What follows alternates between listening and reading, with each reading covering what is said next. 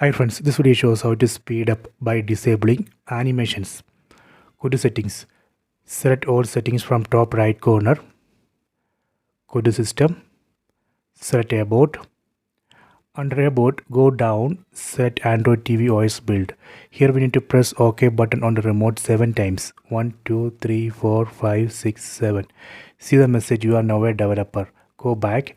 Now under system you can find new option called developer options. Select it. These are the list of developer options. Go down and find drawing section. See, under drawing you can find window animation scale. Select it. By default this would be 1x. We can change it to 0.5x. That way we can speed up, or we can even turn off animation, so that way we can speed up. So this way we can turn off animations and speed up.